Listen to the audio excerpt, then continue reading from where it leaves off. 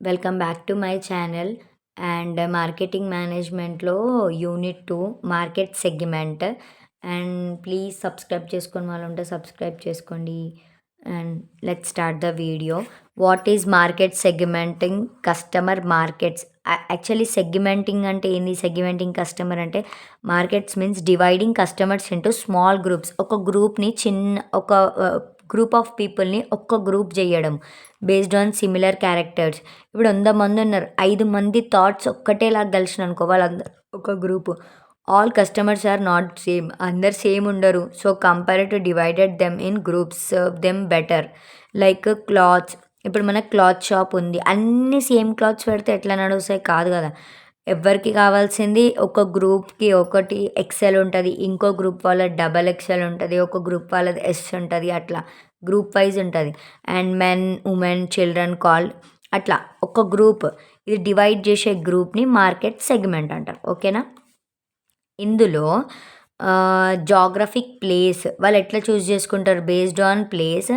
Like marketing segment ఏం చేస్తుంది? ముందు బిజినెస్ చేసేవాళ్ళు ఒక గ్రూప్ని సెలెక్ట్ చేసుకుంటారు, వాళ్ళకి ఏం కావాలి అనేది ఒక ప్లేస్ చూసుకుంటారు. ఒక ప్లేస్ చూసిన తర్వాత లైక్ విలేజ్లో వీళ్ళు బిజినెస్ పెట్టాలనుకుంటున్నాను అనుకో, లైక్ విలేజ్లో ట్రాక్టర్స్ ఫేమస్, సిటీ పీపుల్కి fast food apartments compulsory, home అనేది కంపల్సరీ, లైక్ హాట్ ఏరియాస్లో కూల్ డ్రింక్స్ కంపల్సరీ, కోల్డ్ ఏరియాస్లో స్వెటర్స్ కంపల్సరీ. అట్లా గ్రూప్ ఆఫ్ పీపుల్కి అండ్ ఆ ప్లేస్కి తగ్గట్టు ఆ డిమాండ్ ఉండాలి కస్టమర్స్ రావాలంటే. Demographic, who the people are, ఎవరు వాళ్ళు సెలెక్ట్ చేసుకున్న గ్రూప్. వాళ్ళు కిడ్స్ అయితే టాయ్స్ ఎక్కువ పోతాయి, యూత్ అయితే మొబైల్స్ ఎక్కువ పోతాయి. లైక్ మెన్స్ అయితే మెన్ షర్ట్స్, ఉమెన్ అయితే కాస్మెటిక్స్. లో price soap, luxury example luxury car, education, competitive books. అంటే ఏ గ్రూప్ వాళ్ళకి ఇప్పుడు ఒక గ్రూప్ ఉంది, ఆ గ్రూప్ సెలెక్ట్ చేసుకున్న తర్వాత వాళ్ళకి ఏ గ్రూప్ అయిన తర్వాత వాళ్ళకి ఏం కావాలి, వాళ్ళు ఏ ప్లేస్కి చెందినోళ్ళు, వాళ్ళకి ఏమి ఇస్తే బెనిఫిట్ వాళ్ళకి. దాని తర్వాత వాళ్ళ కిడ్స్ అయితే టాయ్స్. ఇట్లా గ్రూప్ డివైడ్ అయిన తర్వాత ఇది. దాని తర్వాత ఇది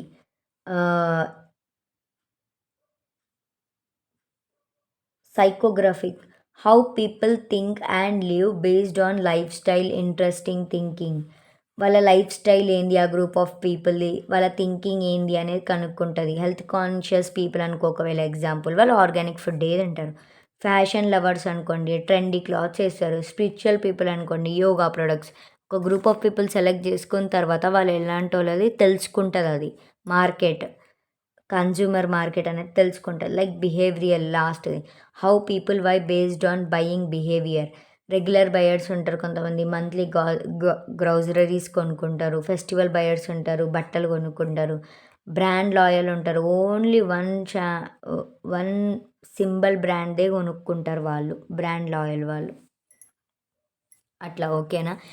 ఇది ఏం లేదు. ఫస్ట్ ఒక గ్రూప్ ఆఫ్ పీపుల్‌ని డివైడ్ చేస్తది. వాళ్ళ ఇష్టాలని తెలుసుకొని, ఆ ఇష్టాలనే ఆ ప్రొడక్ట్‌ని మార్కెట్‌లోకి దింపి మెయిన్‌లీ ఆ గ్రూప్ పైనే ఫోకస్ చేస్తుంటారు వీళ్ళు.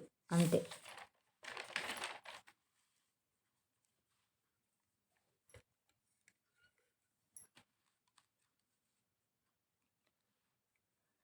What is evaluating market segment? ఇదేమో కన్జ్యూమర్ మార్కెట్, ఇదేమో ఎవల్యూటింగ్ మార్కెట్ సెగ్మెంట్. అంటే ఏంటి తెలుసా? Means studying different consumers group and choosing the best group to sell the product. ఒక గ్రూప్ ఎంత పెద్ద ఉన్నా ఒక్క గ్రూప్ని మాత్రం సెలెక్ట్ చేసుకొని ఆ గ్రూప్కి మాత్రమే అమ్ముతారు. వీళ్ళు ఏం చేస్తారు? ఎన్నో ఇట్లా గ్రూప్స్ డివైడ్ చేసి ఆ గ్రూప్స్కి ఏమేమి కావాలో అన్నీ చేస్తారు. కానీ ఈడ అట్లా కాదు. ఓన్లీ ఒక్క గ్రూపే సెలెక్ట్ చేసుకుంటారు, ఆ ఒక్క గ్రూప్ పైనే ఫోకస్ పెట్టి అన్నీ అమ్ముతూ ఉంటారు. Like which group buys more, which group gives more profit. Like first one వచ్చేసి సైజ్. ఇప్పుడు సారీ, దీని ఎగ్జాంపుల్ ఏం తెలుసా? A biscuit company has 3 customers groups like children, adults, health. ఈ 3 గ్రూప్లలో ఎవరు ఎక్కువ కొనుక్కుంటారు అని చూస్తారు. ఒకవేళ చిల్డ్రన్స్ అనుకో, చిల్డ్రన్స్ కోసం ఏమేమి అంతా చేస్తారు వాళ్ళు. ఎగ్జాంపుల్ ద కంపెనీ చెక్స్, ఏం చెక్ చేస్తుంది company, market company. Which groups buys more, which groups give more profit, ఏ గ్రూప్ ఎక్కువ మనకి లాభాలు ఇస్తుంది. Like size, number of customers in the group, ఒక గ్రూప్ చేసిన తర్వాత ఎంత నెంబర్ ఉంది చెక్ చేసుకుంటారు. Profitability, when the group gives profit, ఆ గ్రూప్ వల్ల మనకు ప్రాఫిట్ ఉందా. Growth, future demand of growth, ఇప్పుడే ఉందా ఫ్యూచర్లో కూడా ఉందా ఆ గ్రూప్తోని. Accessibility, can the company reach them easily, company వాళ్ళ నీడ్స్ని ఈజీగా రీచ్ అవుతుందా. Company resource, does the company have money and capacity, ఆ గ్రూప్కి కావాల్సిన నీడ్స్ని తెచ్చే అంత స్టేటస్ కంపెనీకి ఉందా. Have money and capacity.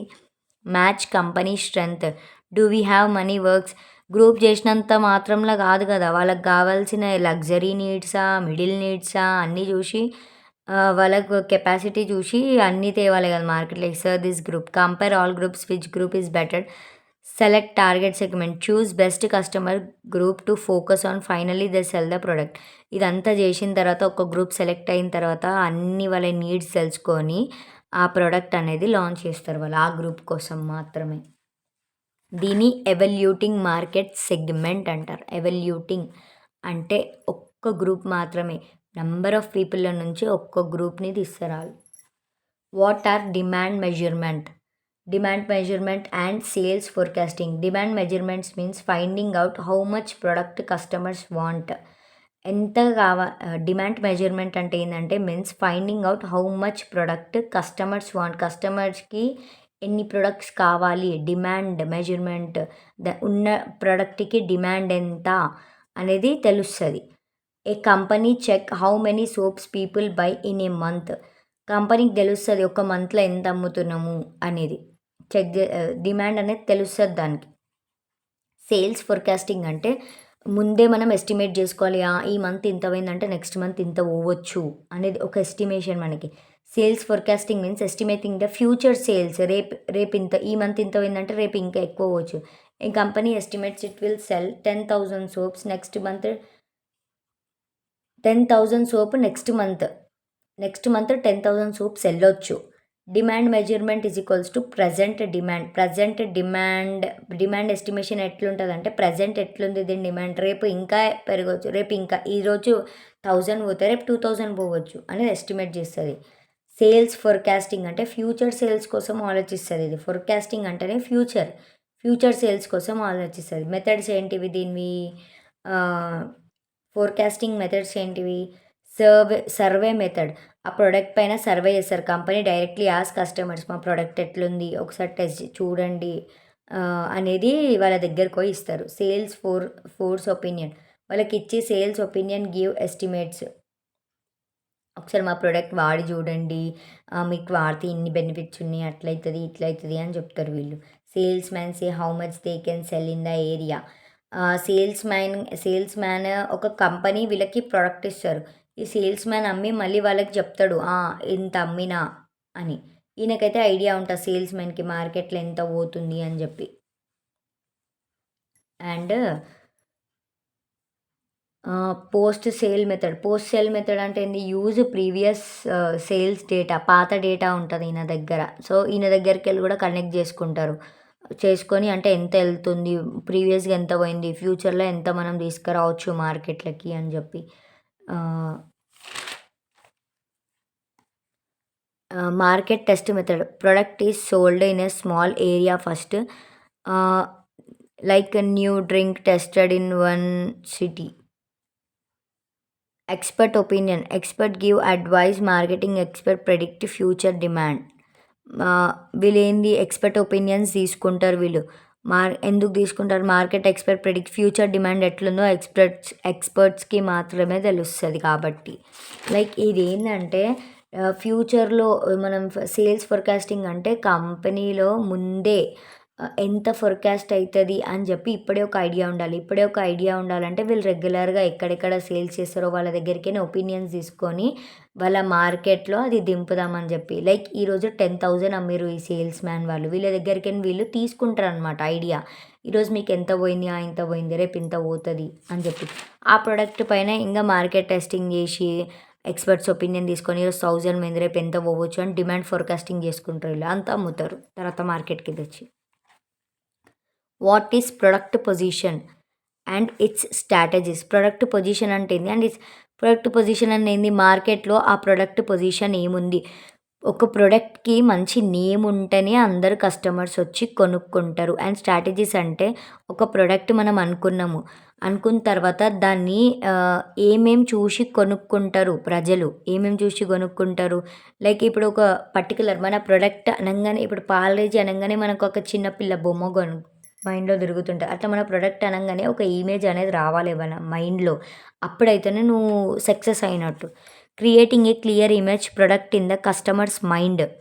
What people think first when they here the product name. మన ప్రొడక్ట్ నేమ్ వినంగానే వాళ్ళ మైండ్‌లో ఒక లోగో అనేది రావాలి.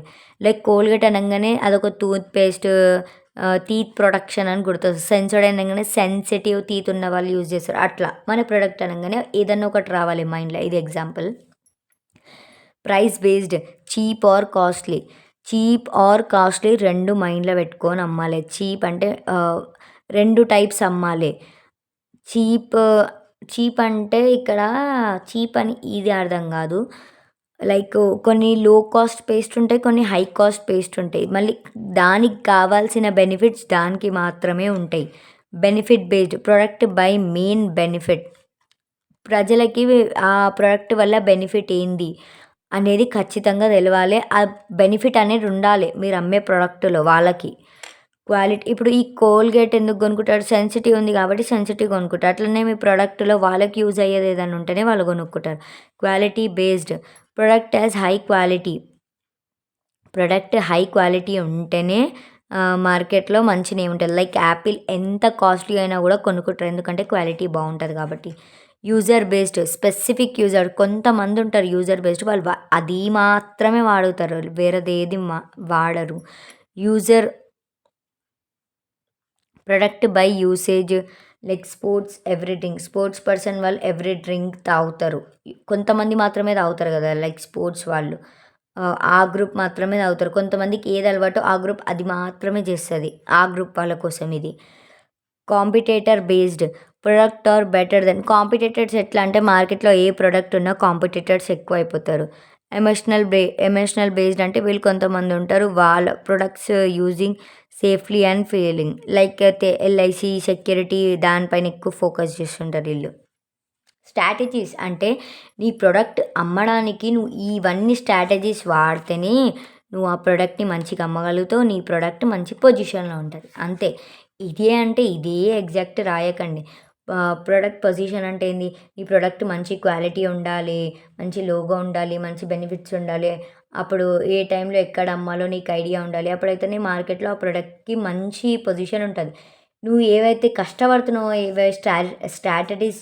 స్ట్రాటజీస్ తీసుకొని అవన్నీ స్ట్రాటజీస్ రాయాలి అంతే. ఓకే. సెకండ్ యూనిట్ కంప్లీట్ అయింది. Thanks for watching. సబ్స్క్రైబ్ చేసుకునే వాళ్ళు సబ్స్క్రైబ్ చేసుకోండి. ఓకేనా? Take care. బాయ్.